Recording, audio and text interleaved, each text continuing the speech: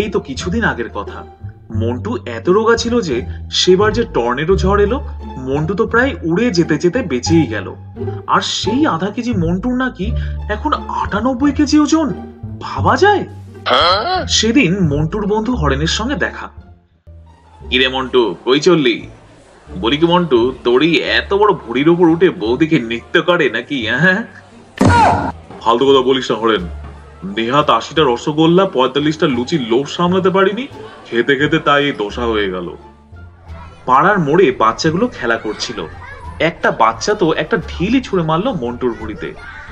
এই কেরে কেরে, কারা তো বড় সাহস? হ্যাঁ, আরে তোরা কি ওর ভুড়িটা ফাটিয়ে দিবি নাকি? হ্যাঁ, না না না, অনেক অপমান সহ্য করছি, আর নয়। এবার আমাকে ভুড়ি কমাতেই হবে। কাল থেকে জিমে আমি যাবই। তারপর মন্টু পরের দিন থেকে জোর কদমে জিমে ভর্তি হয়ে গেল। মন্টুর তো 10 কেজি ডাম্বেল তুলতে গিয়ে হিমশিম।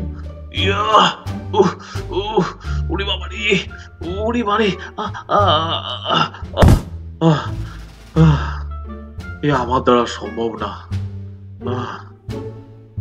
পাশের মেয়েগুলো মন্টুকে দেখে হেসে গড়িয়ে গেল। আরে আরে দাদা, আপনি তো মাটিতে বসে পড়লেন। উঠুন উঠুন উঠুন, না হলে কিন্তু এই ভুঁড়ি বেড়ে ওজন আরো 200 কেজি হয়ে যাবে। উঠুন উঠুন। এবার মন্টু সাহস নিয়ে উঠে দাঁড়িয়ে পা ফাঁকা করে ব্যায়াম করতে গেল, যেই অমনি চ্যাঁত করে তার প্যান্টটা ফিরে গেল। ওই দেখ দেখ দেখ, প্যান্টই ছিঁড়ে গেছে। ধুর বাবা, আমি আর এই জিমে আসবো না। আমি যেমন ছিলাম তেমনই ভালো ছিলাম।